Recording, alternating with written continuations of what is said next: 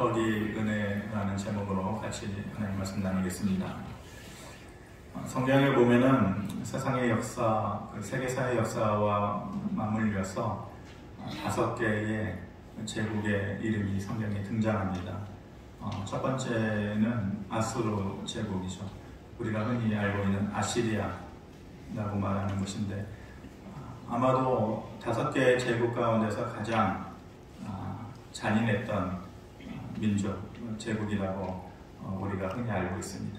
그리고 그 아수르 제국을 멸망시킨 것이 오늘 우리가 본문에서 보려고 하는 느부갓네살 왕이 있었던 바벨론 제국이죠.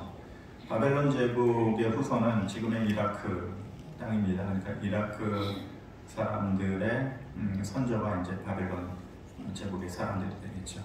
그리고 그 초롱성과 같은 바벨론 제국, 결코 사라질 것 같지 않았던 그 바벨론 제국을 정복시킨 것이 페르시아 제국, 우리가 성경에는 바사 제국이다 이렇게 말하고, 바사 제국은 황금의 제국이다 라고 해서 가끔 이렇게 박물관에서 전시도 하고 그렇죠. 그 바사 제국을 넘어뜨린 것이 우리가 알고 있는 알렉산더 대왕의 헬라 제국. 헬라 제국은 오래가지 못했어요.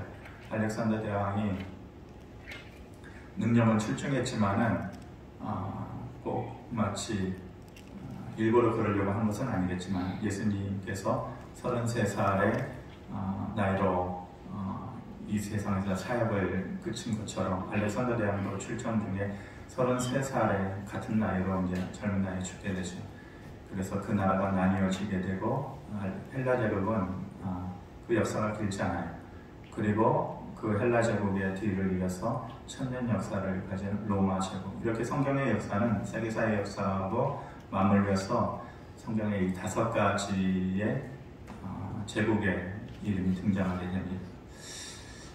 우리가 알기로 로마 제국이 가장 화려하고 또 가장 위대했다, 상식적으로는 다 누구라도 그렇게 얘기하겠지만, 성경 자체만을 놓고 보면 그 5개의 제국 가운데서 가장 위대했던 제국, 가장 화려했던 제국은 당연히 바벨론 제국입니다.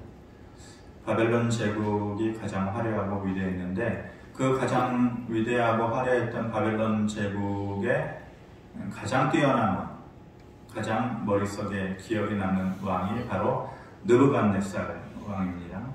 느부갓네살 왕이 다니엘 초반에 보면은 첫 번째 꿈을 꾸죠. 오늘 본문은 느부갓네살 왕이 꾸었던 2번째 꿈, 환상의 내용인데, 첫 번째 꿈을 꾸었을 때 그가 몇 날 며칠 번민하고 그 꿈 때문에 괴로워했다. 내용은 앞에 여러분들이 그림으로 보듯이 잘 보이나? 그림으로 보듯이 큰 신상이 거듭해서 그의 꿈속에 나타나는 것이죠. 흉측한 모습이에요. 사람의 모습을 담은 것 같기는 한데, 머리는 금으로 되어 있고, 또 가슴은 은으로 되어 있고, 또 배와 넓적다리는 노수로 되어 있고, 또 발은 철로, 쇠로 되어 있고, 이렇게 뭔가 메시지를 전하는 것 같은데 그것을 도저히 해결해낼 수가 없는, 모든 그 바벨론 제국에 있는 지혜자들을 불러다가 해석하라고 해도 해석 못하는 것이죠. 그때에 유일하게 해석해놓은 것이 다니엘이에요.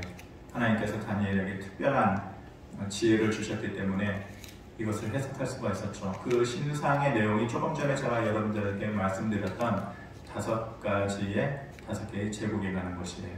머리가 금이었던 것은 바벨론 제국을 얘기하는 것이고, 은인은 바사 제국을 얘기하는 것이고, 또 노스는 헬라 제국을 얘기하고, 또 쇠와 철은 로마 제국과 그 이후의 제국들을, 나라들을 대해서 얘기하는 것이죠.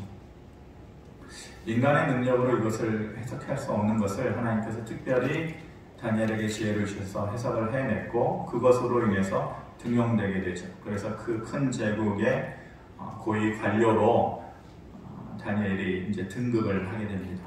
그 일이 있고 난 후에 2번째 환상을 봐요. 꿈 가운데에서 오늘 본문의 말씀인데, 느부갓네살 왕이 꿈으로 꾼 것이 모든 땅의 중앙에 큰 나무가 있는 거예요. 근데 그 큰 나무가 너무너무 커서 멀리서도 그 나무를 볼 수 있을 정도로 그 꼭대기가 하늘에 닿을 듯한 큰 나무예요. 근데 그 나무가 가지가 무성해요. 잎사귀가 너무 화려해요. 그리고 그 안에 있는 열매들은 너무너무 먹음직스럽고 많아요. 모든 온갖 종류의 새들이 그 나무에 와가지고 거기에서 노래 부르고 또 모든 짐승들은 그 나무의 그늘 안에서 쉼을 가지고 있는 것이죠. 그런데 갑자기 어느 순간에 하늘에서 내려온 권세를 가진 누군가, 그것이 이제 하늘의 천사든 또 하나님께서 보낸 어떤 영적인 존재든 그것은 정확치 않지만 하늘의 권세를 가진 자가 내려와가지고 명령을 내려요. 그 명령이 꿈 가운데에서 듣기를 그 나무를 싹둑 잘라버려라. 갑자기 싹둑 잘라버려라. 그 나무를 잘라버렸을 때 모든 이파리와 가지들은 다 흐트러지고 또 열매는 땅에 떨어지고 그 무성한 가지에서 쉼을 얻던 새와 또 짐승들은 다 떠나게 되어 있는 것입니다. 쫓겨나게 되는 것이요. 하지만 한 가지만은 하나님께서 거기서 남겨두라 이렇게 말씀하셔요. 그게 뭐냐면 15절 말씀인데 우리 한번 같이 보겠습니다. 시작. 그러나 그 뿌리의 그루터기를 땅에 남겨두고 새와 노출로 동이고 그것을 들풀 가운데에 두어라. 그것이 하늘 이슬에 젖고 땅의 풀 가운데에서 짐승과 더불어 제 몫을 얻으리라. 아멘. 명령하시기를 그루터기만은 남겨두라. 그런데 그것마저도 남아있는 그 그루터기마저도 새와 노줄로 꽁꽁 묶어두라고 그런 것이죠. 그루터기가 뭐예요? 여러분들 앞에 그림으로 보듯이 오래된 나무를 잘라내고 나면 그 제목을 쓰기 위해서 잘라내고 나면은 그 밑에 남아있는 밑동 저렇게 생긴 것이죠.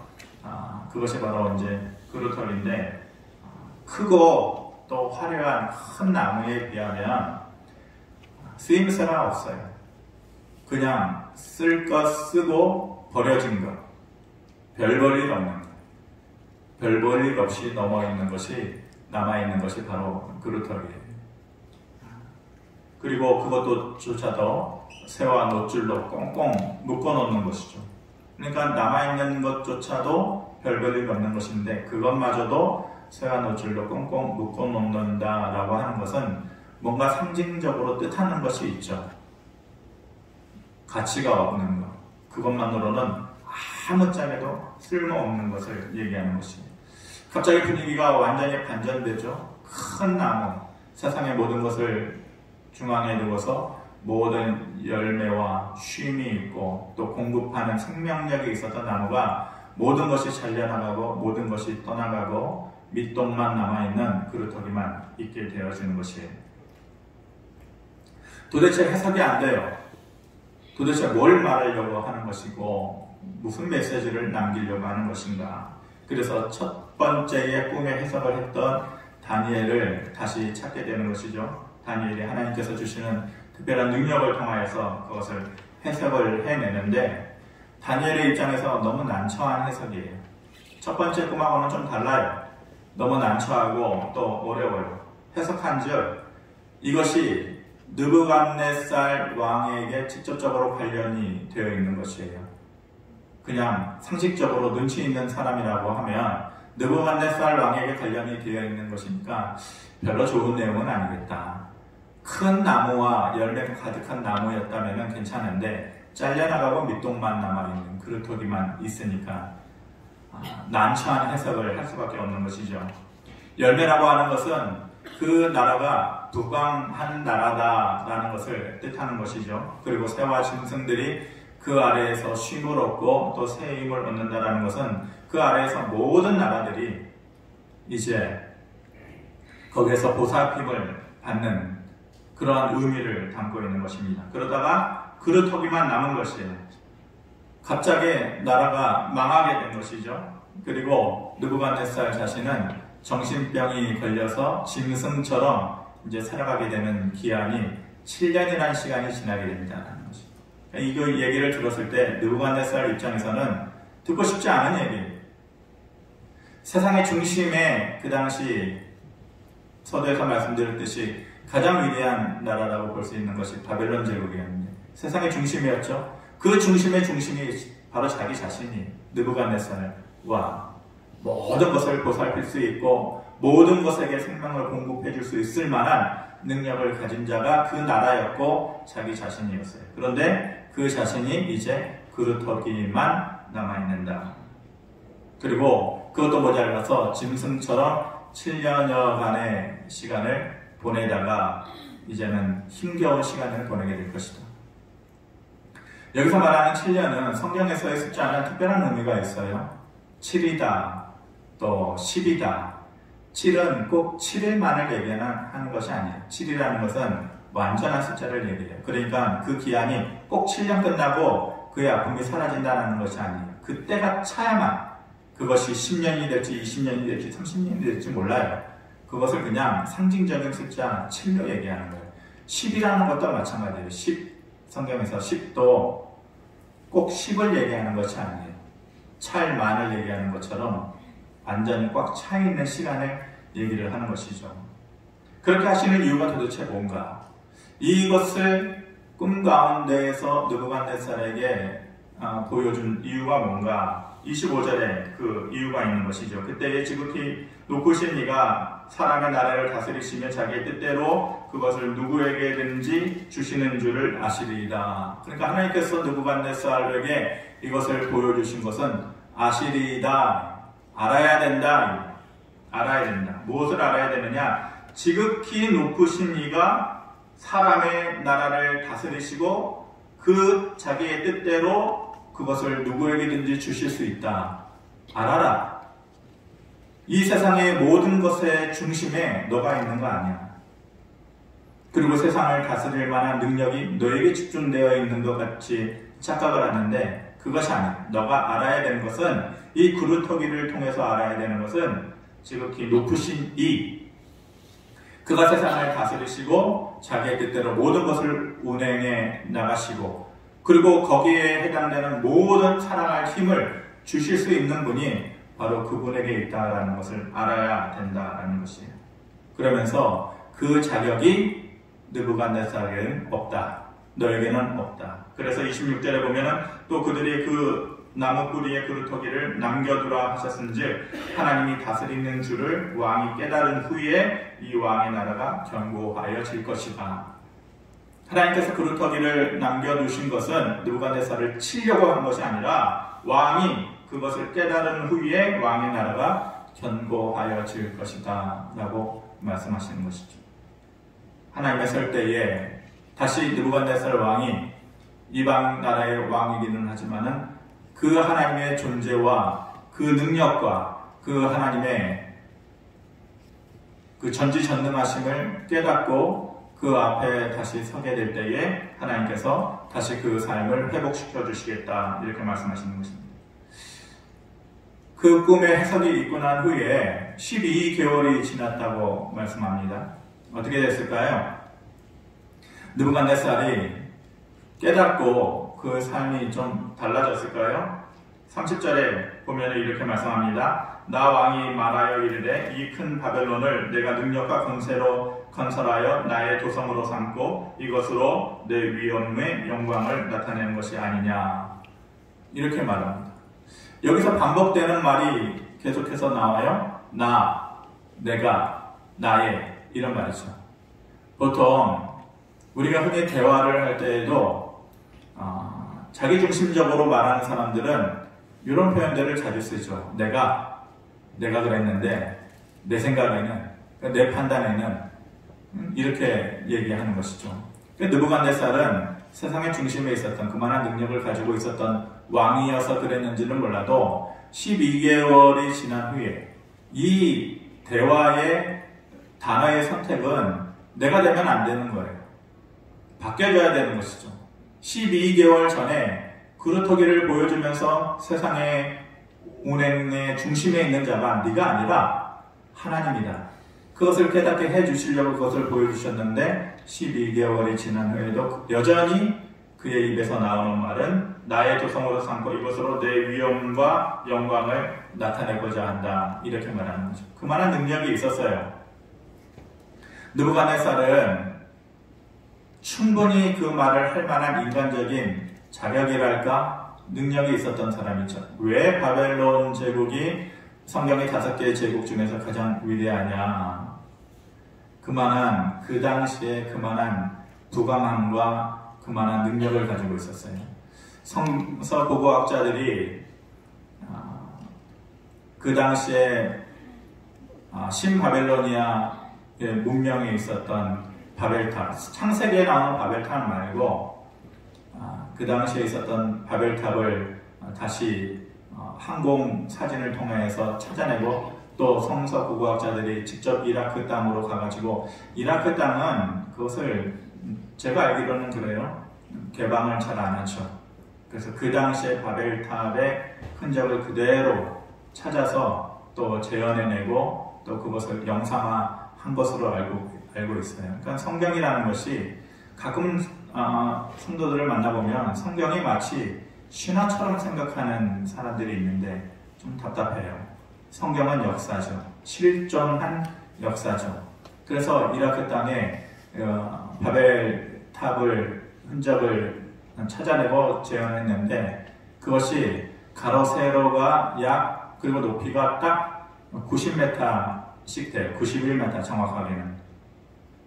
그러니까 사막의 한가운데에 층수로 얘기하면 한 30층 정도 되거든요. 30층.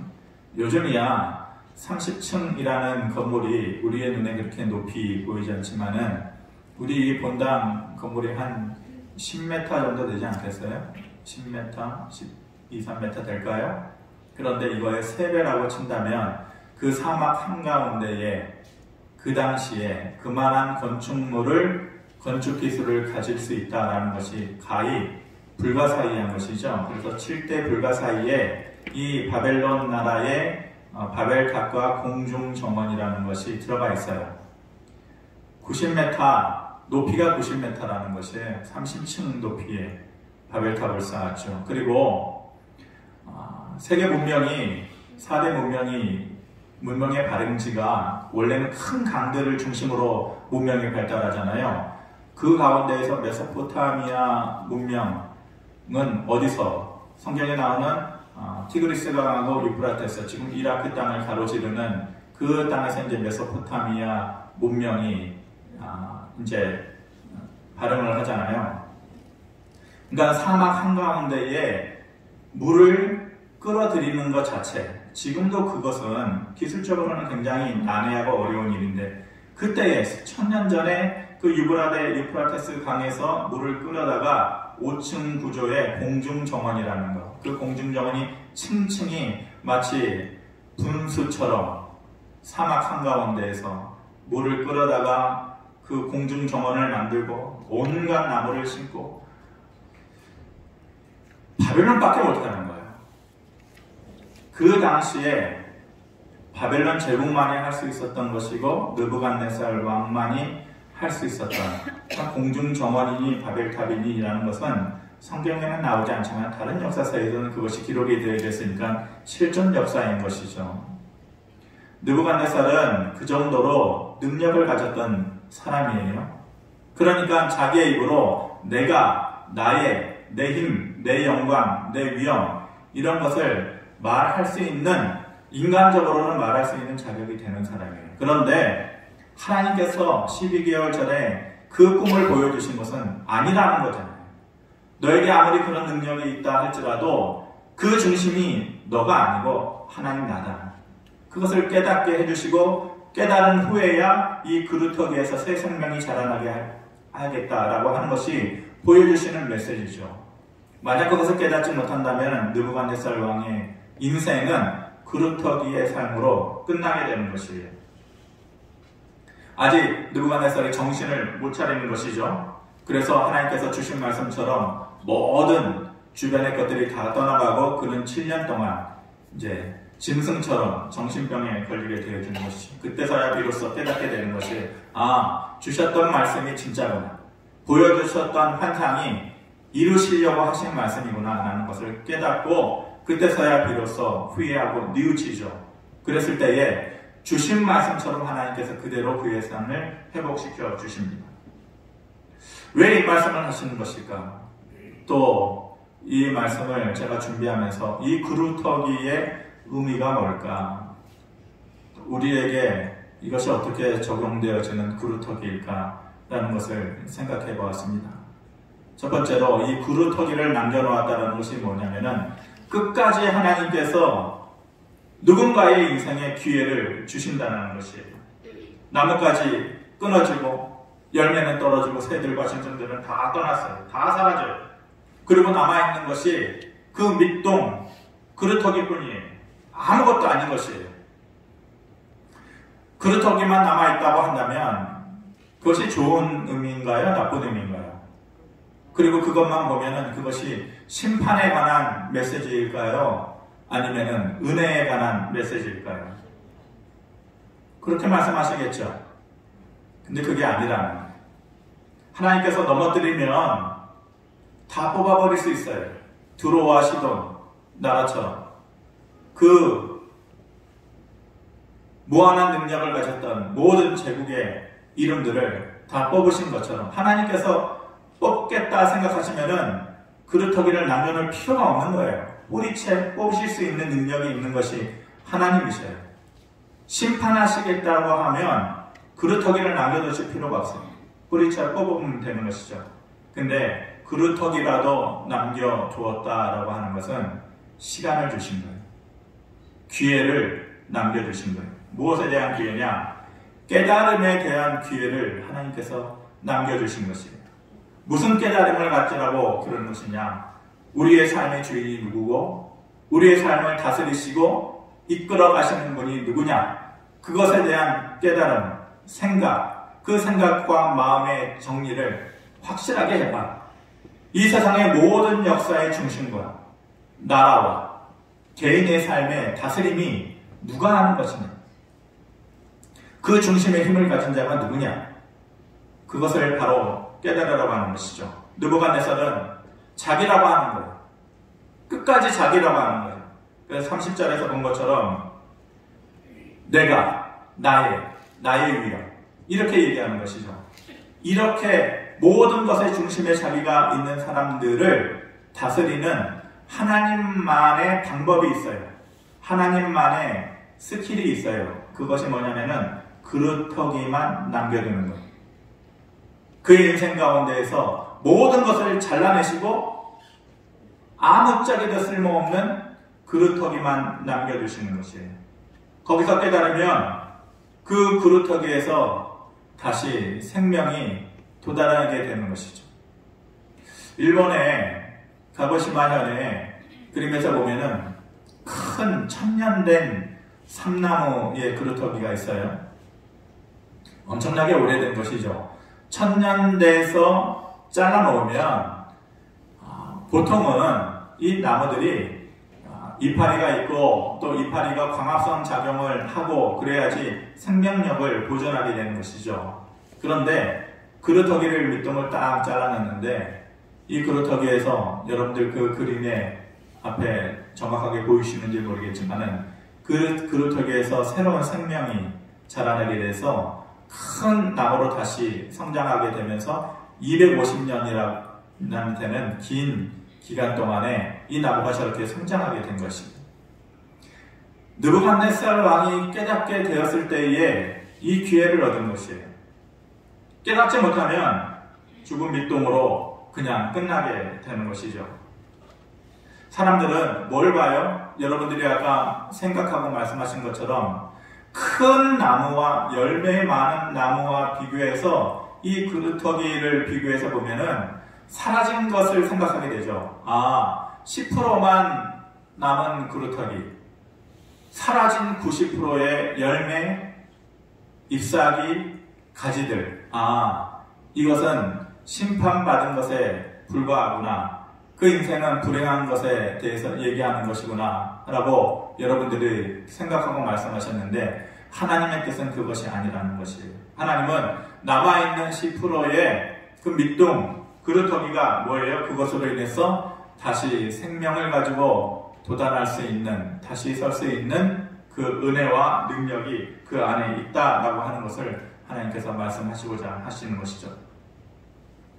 가끔 보면서 우리의 삶이, 그리고 누군가의 삶이 이 그루터기, 밑동만 남아있는 그루터기와 같은 삶이다라는 것을 보게 되고 또 그렇게 생각되는 삶을 또 옆에서 느낄 때가 있습니다.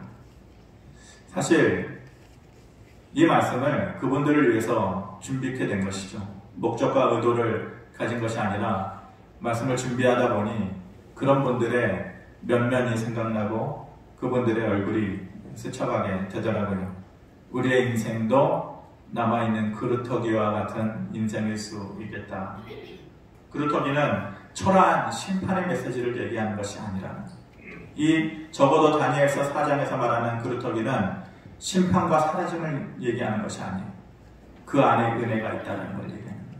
그 안에 다시 일어설 수 있는 하나님의 기다리심과 기회가 있다는 것을 얘기하고자 하는 것이죠. 내게 남아있는, 지금 우리의 삶 가운데에 남아있는, 내 삶의 주변에 남아있는 그루터기와 같은 것이 무엇일까? 비록 초라하게 보이는 것이지만 남아있는 나무 밑동과 같은 것이 무엇일까? 저와 여러분들 안에 그 그루터기와 같은 것들이 뭐가 있을까요? 인생을 살면서 힘이 없어지는 것이죠. 가난해지는 것이죠. 병들게 되는 것이죠. 주변에 짐이 되는 사람들만 내 주변에 가득하게 되어지는 것이죠. 좋았을 때는, 잘 나갔을 때에는 마치 하늘 끝에 오를 듯한 그 높은 나무와 풍성한 열매와 또 가지들과 그 안에서 무수히 노는 새와 짐승들이 있었는데 어느 순간에 우리가 살면서 우리의 인생이 그루터기와 같이 되어질 때가 있는 것이에요. 힘이 사라지고 가난해지고 병들고 우리에게 별 볼 일 없는 그런 상황들, 별 볼 일 없는 사람들, 그런 현실들, 이것이 불행일까? 하나님께서 느부갓네살에게 보여주신 그 그루터기가 결코 불행이 아니었어요. 우리에게 현재 남아있는 나에게 짐만 되는 듯한 그 사람들, 내가 어쩔 수 없는 나의 안에 질병들, 가난함, 그것이 불행일까? 아닙니다. 다니엘서 4장에서 말하고 있는 그 그루터기의 의미는 그것을 너 안에 품고 있다 할지라도 그것을 통해서 느부갓네살에게 얘기하는 것이 뭐예요? 그것을 통해서 너가 하나님을 느껴라. 그것을 통해서 너가 하나님을 깨달아라. 그것을 통해서 너가 하나님을 가까이 해라. 만약 느부갓네살이 7년 정신병의 시간을 지나면서도 깨닫지 못했다면 그루터기 인생으로 끝나는 그 삶이 되었을 것이에요. 근데 다행히도 그가 깨달은 것이죠. 우리 모두에게 언젠가는 그루터기와 같이 꺾이고 그것만 남아있을 때가 분명히 있을 것입니다. 그런데 하지만 그것도 은혜라는 것이에요. 그 안에서 하나님을 발견하면 그렇게 되는 것이에요. 그루터기뿐이냐? 내 인생에 남아있는 것이 이 그루터기뿐이냐? 불행하고 또 그것을 불평만 하다 보면은 그것이 그 자체가 그루터기로 끝나는 것이에요. 두 가지의 말씀을 드리고자 이 설교를 준비했습니다. 첫째로 조금 전에 말씀드렸던 내 안에 남아있는 그루터기와 같은 것이 무엇이냐? 가난함이지, 병듦이지, 연약함이지, 내 주변에 그런 별볼일 없는 사람들이지. 하지만 남아져 있는 그 그루터기는 결코 하나님께서 주시는 불행한 메시지가 아니라는 것이에요. 그것을 통해서 다시 저 1000년의 밑동 그루터기가 250년의 새 생명을 얻은 것처럼 하나님께서 그 작은 것을 통해서 너의 인생을 그렇게 바꿔놓으시겠다라고 하는 약속의 말씀이 그 안에 담겨져 있는 것이에요. 또 한 가지 말씀드리고 싶은 것은 내 안에 남겨둘, 지금 남아있는 그 그루터기가 그것이라면 내 안에 남겨둘 그루터기와 같은 것이 무엇이 되었으면 하는가?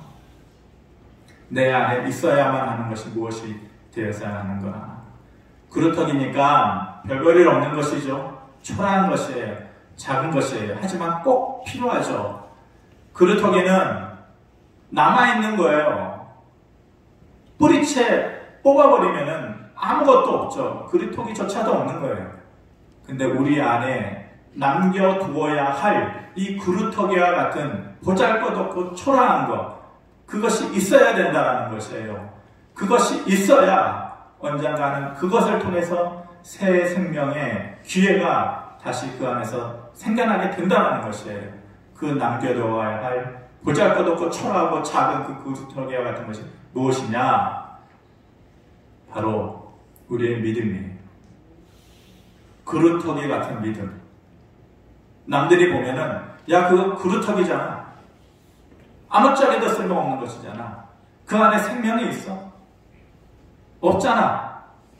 그냥 열매도 없고 가지도 없고 잎사귀도 없고 그냥 오고 가는 사람이 엉덩이 붙이고 앉을 있을 만한 용도밖에 안 되는 그것이잖아. 그런데 그게 필요하다. 우리 안에 작은 그루터기와 같은, 여러분들이나 남이 봤을 때에 야 그게 뭔데? 너의 믿음은 그루터기 수준이야. 아무것도 아니야. 근데 그게 필요하다는 거예요. 그 그루터기 믿음을 신약 성경에서 사복음서에서 뭐라 그래요? 겨자씨만한 믿음이라고 해요.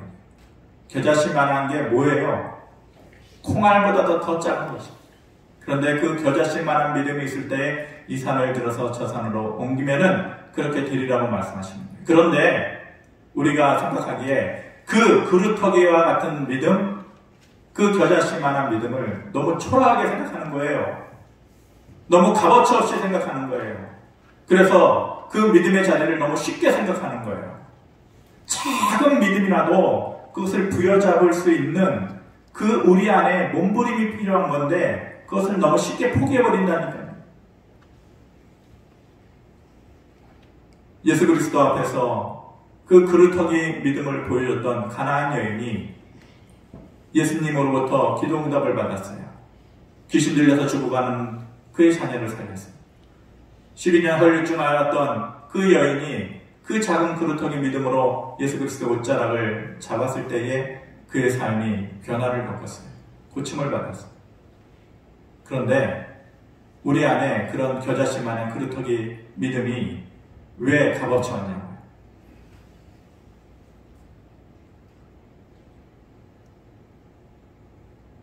그런 믿음이 내 안에 계속해서 유지되어져야 하는 그 몸부림과 갈등이 우리 안에 있어야 되는데 작은 일에 그 믿음을 너무 쉽게 놓아버려요.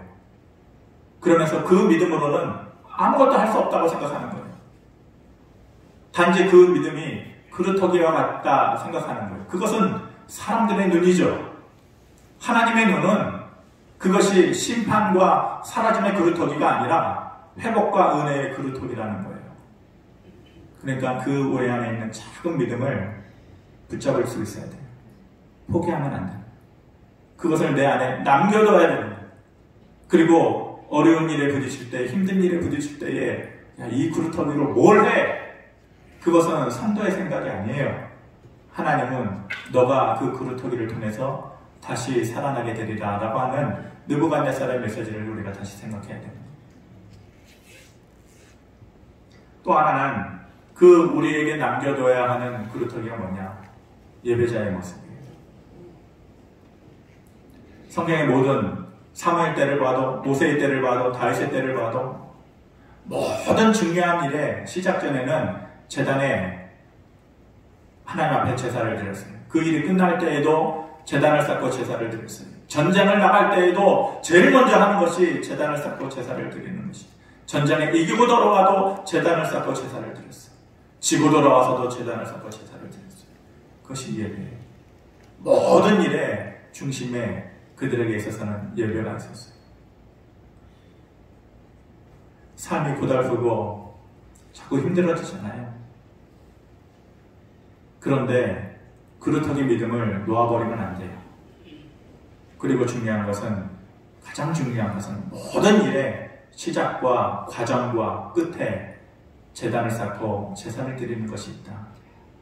그것을 여러분들 그루터기처럼 생각하면 안 돼. 그것에 최선을 다해야 돼. 그래서 힘들고 어려울 때에 누가 뭐라고 하지 않아도 교회 와서 기도하고 예배할 때가 돼서 예배하러 오면 마음을 다해서 예배해야 돼. 그것이 남들은 그루터기라고 생각했다 할지라도 그 그루터기를 통해서 새 생명을 주시고 새 역사를 이루시는 하나님의 뜻이 있는 것을 오늘 우리가 하나님의 메시지를 통해서 들은 거예요. 다시 한번 저와 여러분들이 내 안에 있는 그루터기와 같은 초라하고 연약한 것을 소홀하게 생각하지 아니하고 다시 한번 우리 안에 그것을 준비할 수 있는, 그래서 그것을 통해서 다시 한번 새로운 모습으로 역사하실 수 있는 하나님의 능력의 손길을 볼 수 있게 되어지기를 주님의 이름으로 축원합니다.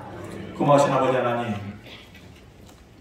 마치 시장에서 1,000원 주면 살 수 있는 것처럼 있어도 되고 없어도 되는 것 마냥 우리 안에 그루터기 믿음을 쉽게 포기하고 놓아버린 우리들의 모습이 아닙니까? 하나님은 결코 그러지 말라고 합니다. 그것이 심판과 사라짐의 그루터기가 아니라 그것으로 인해서 다시 생명으로 되살아나게 될 기회와 시간의 그루터기라고 말씀하십니다. 다시 한번 우리 안에 작은 믿음을 부여잡을 수 있는 믿음의 열심을 허락하여 주시옵시고, 또한 예배자의 모습으로 온전히 설 수 있게 하시고, 그러한 모습들을 통해서 다시 회복되어지는 놀라운 삶의 역사가 우리 가운데 있게 하여 주시옵소서. 감사드리며 예수 그리스도의 이름으로 기도하옵나이다. 아멘.